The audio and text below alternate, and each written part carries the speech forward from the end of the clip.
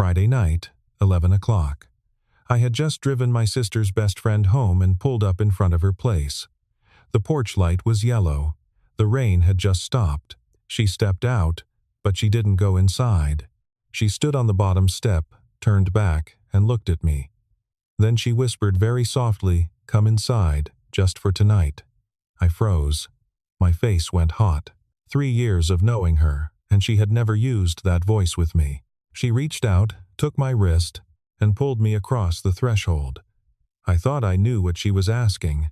I was wrong, but it would take me until sunrise to understand how wrong. Before I take you further into that night, let me tell you who I am. My name is Wes Traynor. I am 34 years old. I coach swimming at the Cape Fear Aquatic Center in Wilmington, North Carolina. 3 years ago, my wife Marley and I got divorced. She told me I wasn't ambitious enough. I didn't argue. We had no children together. I wasn't bitter about it, just quiet, the way some men get quiet when they realize the story they'd been telling themselves wasn't the story they were actually living.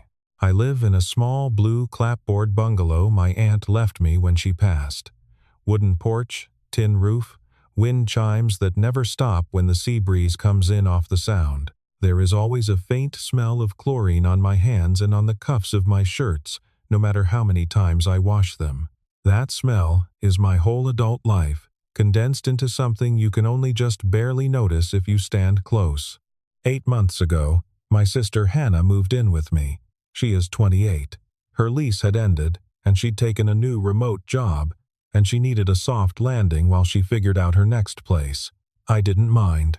The house had been too quiet for one person.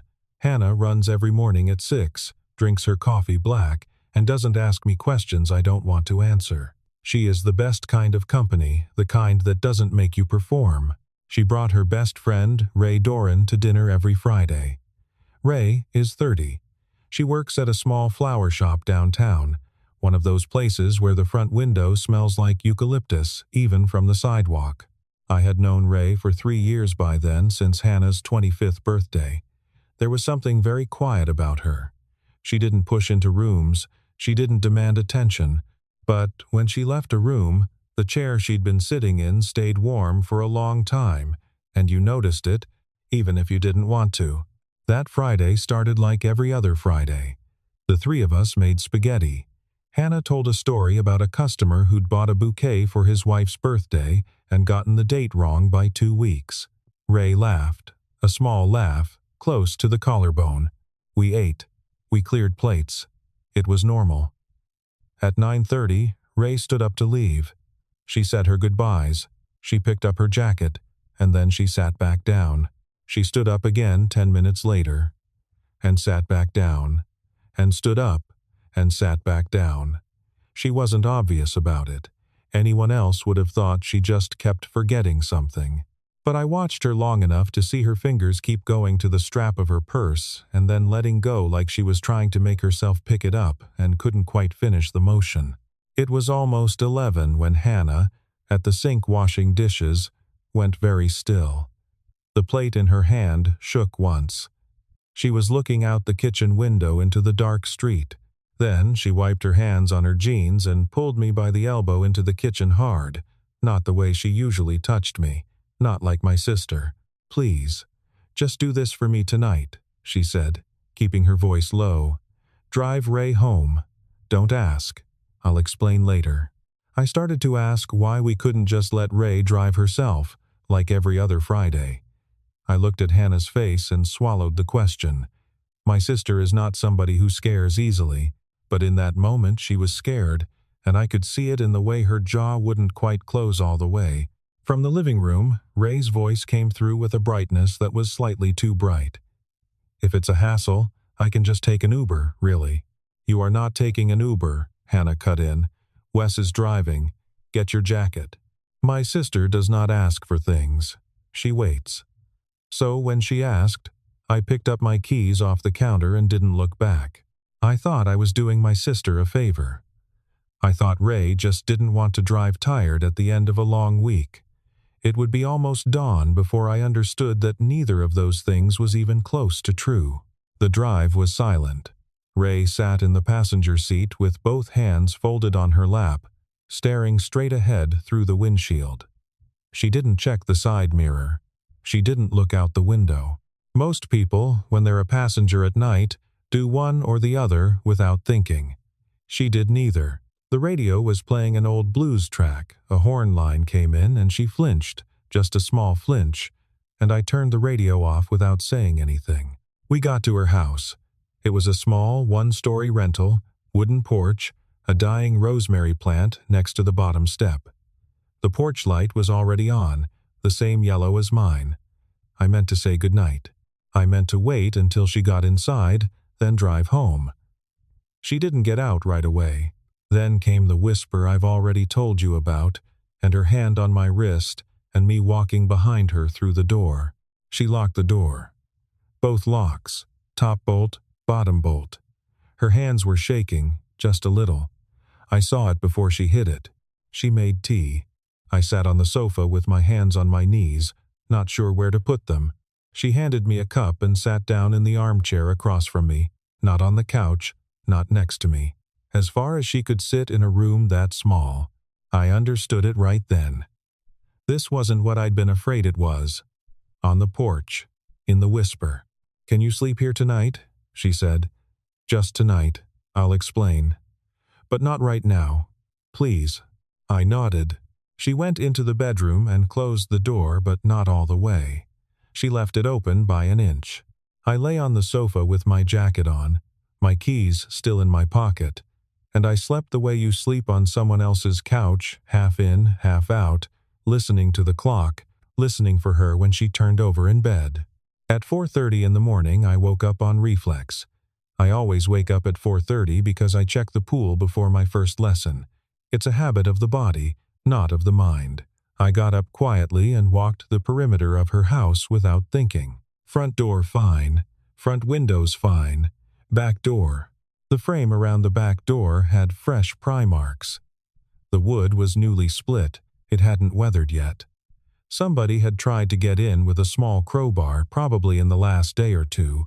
I stood there and looked at those marks for a long time. I didn't wake her.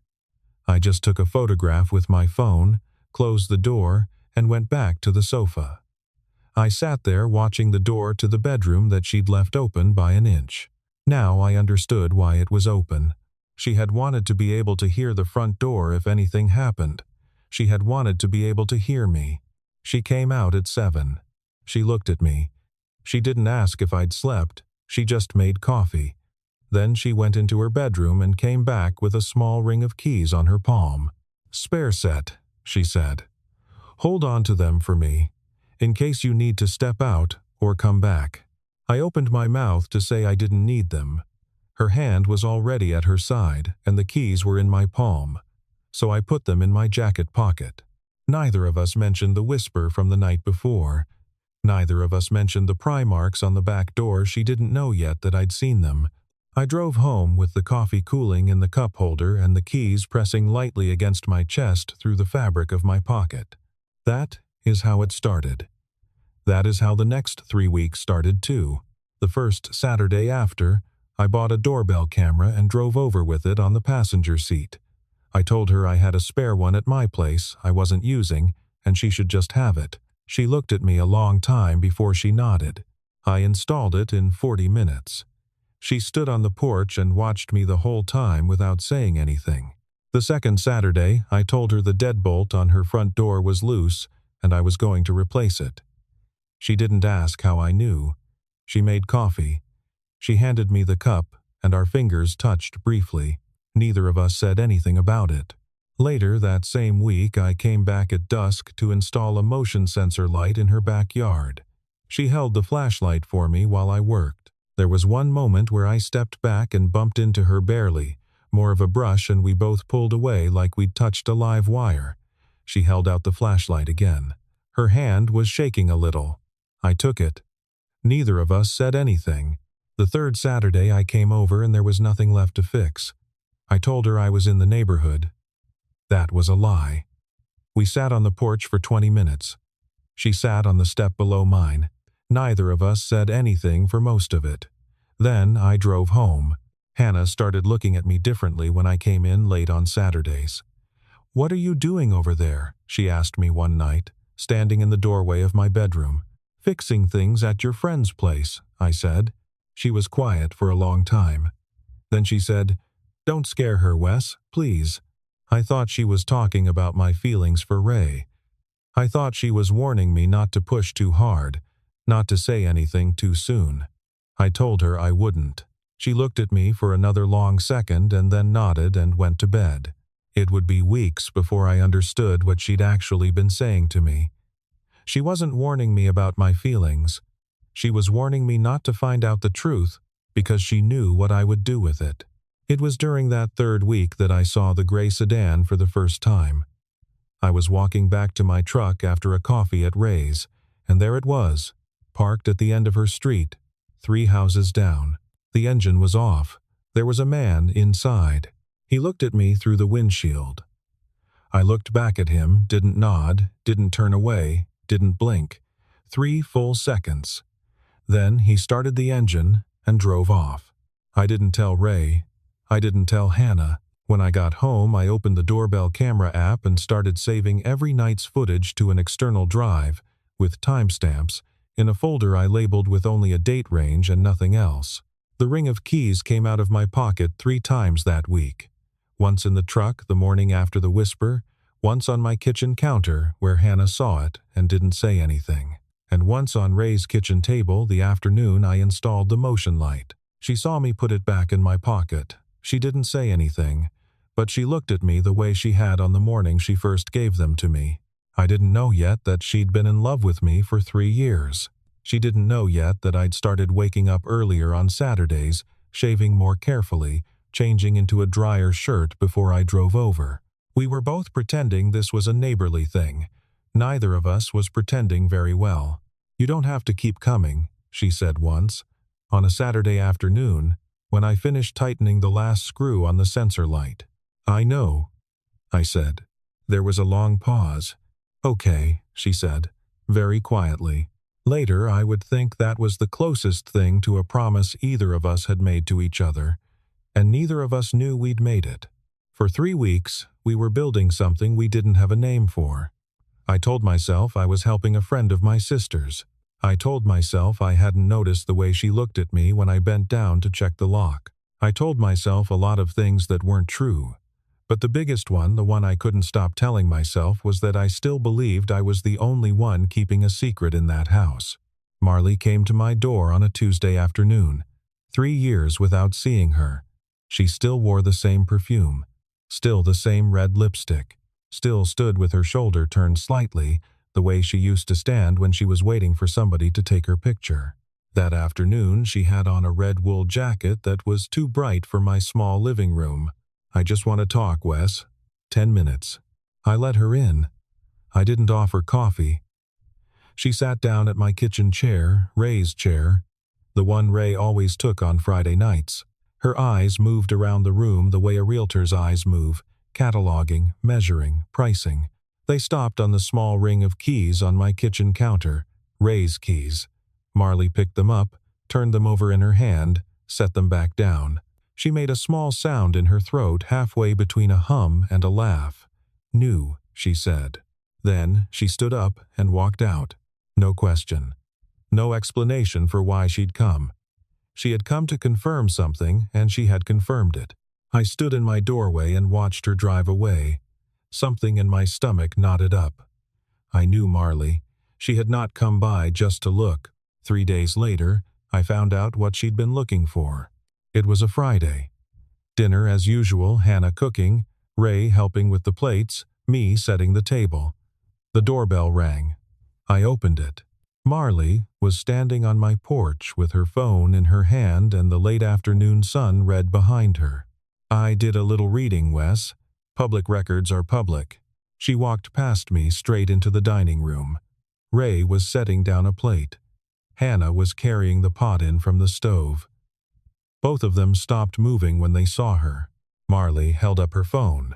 She started reading, not loud, calm, the voice of somebody who knew she was holding a knife. Doran versus Kessler. Divorce filing 2 years ago. Petition for order of protection. Police report dated April 18th. Head injury from a fall down a flight of stairs, suspected as a push. Photographs of the staircase. Insufficient evidence to file criminal charges. Marley stopped and looked at Ray. You didn't tell him any of this, did you? Ray didn't say anything. Her hands were gripping the edge of the dining table so hard the knuckles went white. Marley turned to me. Wes, listen carefully. She needs a big man in the house right now. She found one. Don't confuse the necessity of your presence with what you're calling feelings. The room went very still. Nobody was yelling. Marley didn't have to yell. She was loud with facts. That was her particular kind of cruelty, the kind that came with documentation. I didn't react the way she'd wanted me to. I didn't get angry at Ray. I didn't throw Marley out. I just looked at Ray. She was standing next to the table, her eyes on the floor, both hands still gripping the edge like she would fall if she let go. What I saw on her face wasn't the fear of being exposed. It was the fear that I was about to think exactly what Marley had just told me to think. Hannah walked between us with the pot still in her hands. Marley, she said, get out of my brother's house, now. Marley smiled a small smile. Your brother's house. Right. She put her phone back in her pocket. She looked at me one last time. I'm not being cruel, Wes. I'm being useful, which is something I wasn't very good at when it mattered. She walked out. She closed the door behind her, not slammed, closed, gently, the way a person closes a door when they've rehearsed the scene in their head enough times to get it right. The smell of her perfume stayed in the room longer than she did. The pot of spaghetti was cooling on the trivet. My sister was still holding the wooden spoon. Ray was still holding the plate. Nobody knew what to do with their hands. The silence that followed was long. Ray didn't look at me. She turned and walked out the back door of the dining room and sat down on the wooden steps of the back porch with her arms around her knees. She didn't cry. She just sat there. Hannah looked at me. Her eyes were wet. Wes, she said, I'm sorry. She made me promise. I didn't know what to do. I understood right then. My sister knew. She'd known for a while. She knew about Dean. I put my hand on Hannah's shoulder. It's okay, I said. Finish clearing the table for me. I'll go out with her. I walked out to the porch. I sat down about a meter away from Ray. I didn't say anything. 4 minutes passed. Somewhere down the block a dog barked twice and stopped. There was a rosemary plant in a clay pot at the corner of my back porch. Ray had brought it over a few weeks earlier without saying much about it, and its smell was stronger in the evening than in the day. I had never noticed that before. She spoke first, her eyes still on the wooden step below her feet. Everything she said is true, she said. The court records, the stairs, the order of protection, all of it. Okay, I said. Aren't you going to ask why I didn't tell you? She said. No, I said. She turned to look at me for the first time all night. Why not? Because you never asked me for anything, I said. Not once. So I figured whatever you weren't telling me, you had a reason, and I could wait. She cried, then no sound, just tears running down her face, and she didn't wipe them away. While we sat there, my phone vibrated softly in my pocket. The doorbell camera at Ray's place had pinged a motion alert earlier in the afternoon. The gray sedan had passed by again. I glanced at the screen, turned it off, put it back in my pocket. Not now. Tonight was not the night. I could hear Hannah inside, clearing the table, the plates knocking against each other a little more loudly than they had to, so we would know she was in there and she was staying. The ring of keys was in my jacket pocket. Ray could see the edge of it through the fabric. She saw it. She didn't ask. But she gave me that look again, the same one she'd given me the morning she first handed them to me. I'm not trying to hurt her, Marley had said, right before she read out the police report. I'm trying to protect you from being somebody's exit strategy. You don't get to walk into this house after 3 years, Hannah had said, and pretend you know one damn thing about him. I was going to tell you, Ray said now, on the porch, very quietly. I just didn't know how to do it without sounding exactly like what she just made me sound like. I know, I said. How? She said. Because I've watched you not ask for help for 3 weeks straight, I said. Nobody who's using somebody can stay quiet that long. Marley had walked into my house tonight holding a truth like a knife, expecting me to drop something. What she didn't know was that the woman on my back porch had already handed me the same truth weeks ago in the shape of a house key I never gave back, and a whisper on the porch that I still hadn't asked her to explain. We came inside after Marley left. Hannah finished with the table. The house went quiet. Ray came back to the kitchen and sat down at the chair Marley had sat in 3 days earlier, her hands wrapped around a cup of tea that wasn't hot anymore. Hannah stood in the kitchen doorway without leaving. I sat across from Ray. She talked. She didn't look at me. She talked into the surface of the table. 6 weeks ago she had seen the gray sedan for the first time, parked outside her house. She hadn't thought much of it public street. 3 nights later, same car, same spot. In the second week, her porch light got smashed while she was at work. In the third week, her side mirror was tilted at an angle that wasn't wind. She had gone to the police. Not enough evidence to tie any of it to Dean. The order of protection from 2 years ago only had teeth if you could prove a specific violation.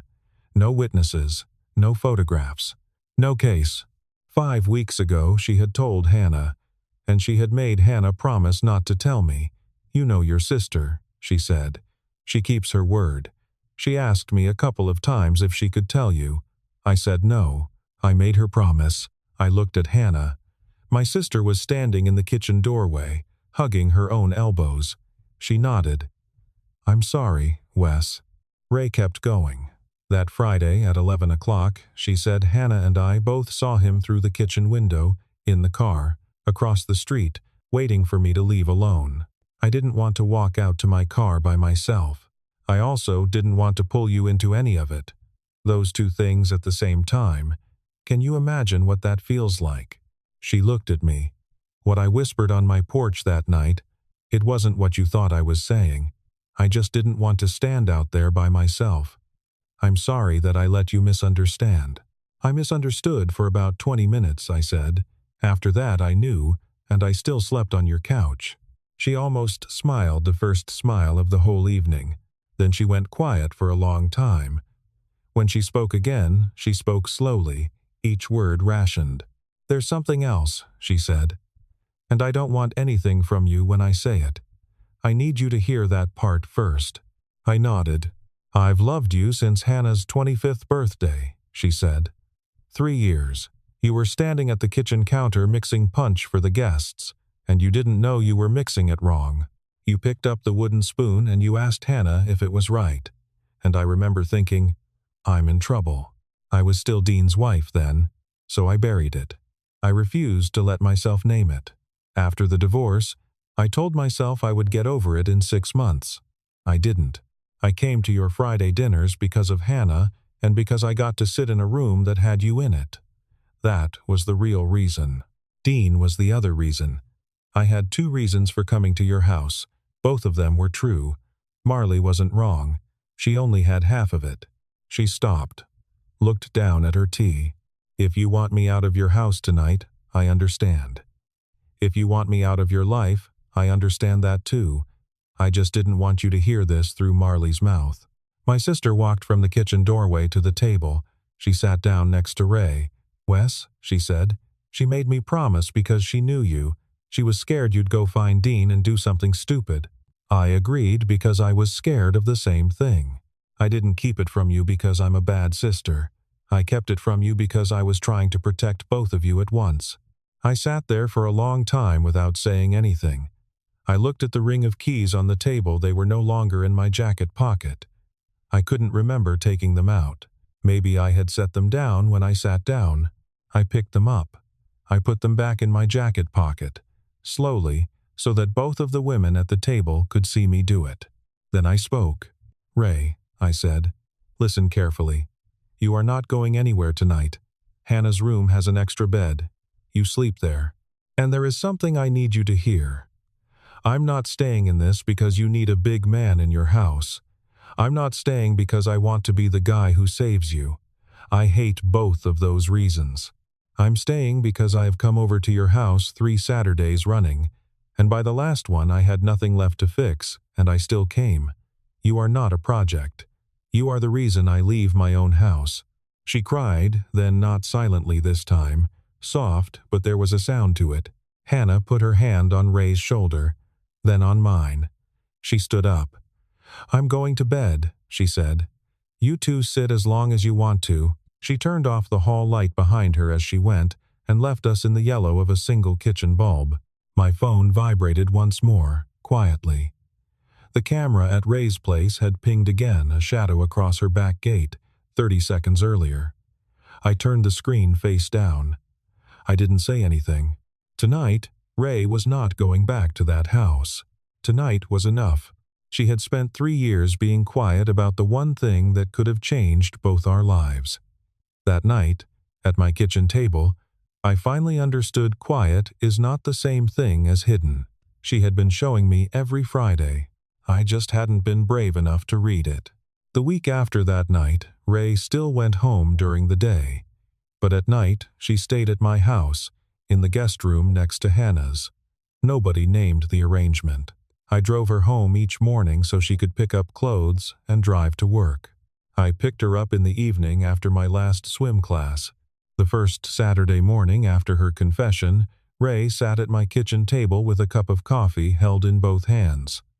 Hannah was making pancakes at the stove, with music playing low. Sunlight came through the kitchen curtains. Nobody was in a hurry. Nobody talked about Dean. There was one moment when Ray looked at me over the rim of her cup and I looked back. Both of us gave a small smile and then looked away, at nothing in particular. Hannah pretended she hadn't seen it. The Sunday afternoon after that, I went over to Ray's place with a toolbox I didn't really need. There was nothing left to fix. We sat on her porch. She was reading a book. Her head leaned against the porch post. At some point, her hand came to rest on my knee and stayed there. I didn't move. I didn't want to be the one to break that moment. We sat like that for 40 minutes until the sun went down. By the second week, she was leaning against my shoulder on the back porch of my house after Hannah had gone to bed, and I had my arm around her shoulders, and neither of us was pretending anymore. But we still hadn't kissed. She hadn't asked. This was the kind of love that people who've been through a divorce know how to do slow, because they've paid the price of going fast. And in her case, slow because she had paid the price of picking wrong. The kiss came in the 3rd week. It came after I'd finished tightening the housing on a motion light that had shorted out. She brought me a glass of water on the back porch. I took the glass. I set the glass down, and I kissed her, very lightly. She kissed me back even lighter than that. Neither of us said anything after. She took my hand as I was walking out to my truck to go home. 3 months later, it was 2 o'clock in the morning on a Tuesday in October. The doorbell camera at Ray's place pinged a motion alert. My phone buzzed on the nightstand. I was awake in seconds. My reflex had been trained by 3 months of sleeping with the ringer next to my ear. I opened the app. The camera had a clear shot of him, a man in a dark jacket, trying the handle on Ray's back door. No hood. His face passed through the frame for 3 seconds when he turned to look at the street. Dean Kessler. Ray was asleep in the room next to Hannah's. She had been moving her things over gradually. Nobody had called it what it was. For 3 months, she had only gone back to her house during the day. She was safe. I called 911. I read out the case number for the order of protection violations I had been building for 3 months, 41 video clips with timestamps, 5 separate incidents of the gray sedan parked in front of her house, 3 written statements from her neighbors that I had patiently gone door to door to collect. The Wilmington police already knew about this file. They had been waiting for the right night. Tonight was the right night. The patrol car got there in 7 minutes. Blue and red lights swept across my kitchen curtains before I even heard the sirens. Ray's house and mine were 3 blocks apart, and the light bounced off the ceiling of my kitchen before the sound of the sirens caught up. There was no violent confrontation to watch.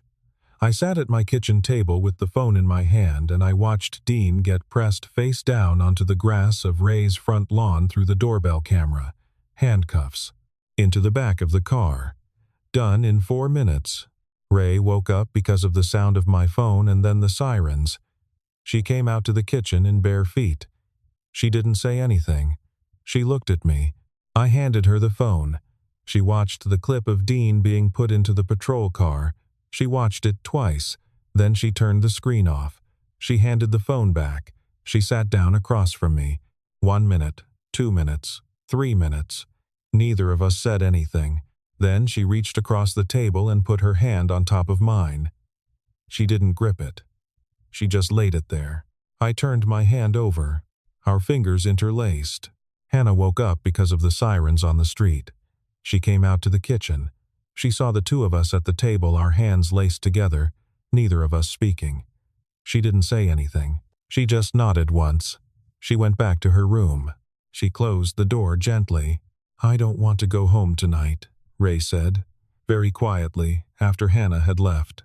"I wasn't going to let you," I said. "I haven't been going to let you for 3 months." She laughed, a small laugh, her eyes still wet. "I noticed," she said. The next morning, on my kitchen counter, was the ring of keys she had given me on the first morning still there, but now with the key to her car looped onto the same ring. She noticed it when she was pouring coffee. "You never gave those back," she said. "You never asked." I said. "I know," she said. She took the key to her car off the ring and slipped it into her pocket. The keys to her house stayed on my counter. She didn't explain. I didn't ask. From that morning on, those keys just lived on my counter next to mine. A few weeks after that, we drove over to her rental together. She was clearing out the last of her things. She didn't say, "I'm moving in with you." She just said, "I'm not renewing the lease." I carried the last box out to the truck. At the door, I took the ring of keys to her house off my own ring and held them out to her. She looked at them. She pushed my hand back toward my chest. "Keep them," she said. I kept them. She stood in the empty front room, looked around once, then turned off the light and walked out without turning back. For 16 weeks, she had lived with something at her back. That night, for the first time since I'd known her, she sat with her back to a window without turning around to check it, and I understood then I hadn't saved her. I had just refused to leave until she remembered she could sit still. 6 months later, a Saturday morning. I was standing at my kitchen counter making coffee. Ray was slicing an orange on a wooden cutting board. Hannah was tying her running shoes by the front door on her way out. Yellow sunlight came through the curtain over the sink. The old ring of keys, the ones from her rental, was still sitting on my counter next to my truck keys. She had never asked for them back. I had never given them back. They weren't house keys anymore. She'd given the house up months ago. They were just a small ring of metal now, but neither of us had ever moved them. I think about that 11 o'clock at night sometimes, about the whisper I thought was one thing and turned out to be something entirely different, about the way real love, not the kind they sell on television, the real kind often walks into your life disguised as an ordinary evening where you thought you were only driving your sister's friend home. Some nights are the ones that turn your whole life sideways, and they don't announce themselves. They pass like every other night. It's just that you wake up the next morning with a ring of keys in your pocket that you don't remember picking up, and your life has quietly changed direction. She never asked me to stay. I just never left. If someone you loved was in danger, and they made you promise not to tell the one person who could actually help, would you keep the promise or break it to save them? Have you ever mistaken somebody's cry for help for something else and only understood the real question long after it stopped being asked? If this story reached you, hit the like button, subscribe for more slow burn stories about the quiet ones who stay, and tell me in the comments what would you have done at that door at 11 o'clock at night.